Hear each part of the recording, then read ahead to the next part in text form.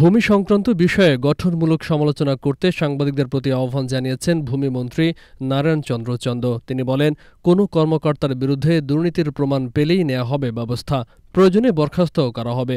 রোববার দুপুরে পঞ্চগড় সদর উপজেলা সেটেলমেন্ট অফিস পরিদর্শনে গিয়ে সাংবাদিকদের তিনি এসব কথা বলেন। এ সময় ভূমি রেকর্ড ও জরিপ অধিদপ্তরের মহাপরিচালক আনিস মাহমুদ, দিনাজপুর জোনাল সেটেলমেন্ট অফিসের জোনাল কর্মকর্তা শামসুল আজম এবং পঞ্চগড়ের অতিরিক্ত জেলা প্রশাসক আব্দুল কাদের সহ অনেকে উপস্থিত ছিলেন। যারা সরকারি কর্মকর্তা তারা কিন্তু সেবা করার জন্য আসছে, আমরা যারা জনপ্রতিনিধি আমরাও সেবা করার জন্য আসছি, কারণ আমাদের লেখাতে সেবা করার সুযোগ দিন।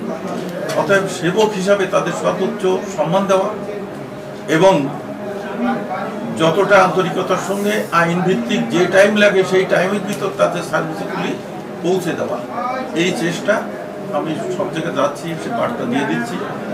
দ্বিতীয়ত, আমাদের দেশের লোকজন সাধারণভাবে সহজ সরল, তারা কোনো থার্ড পার্টির মাধ্যমে যায় এবং তারা ব্ল্যাকমেল করে, কিন্তু থার্ড পার্টি অফিসের কিছু হয়তো তৃতীয় শ্রেণী চতুর্থ শ্রেণীর কর্মচারীরাও কিন্তু অনেক দুর্নীতির সঙ্গে জড়ায়, এমনকি অনেক সময় অফিসারও জড়ায়, যেটা মানে বাস্তবতা হতে পারে।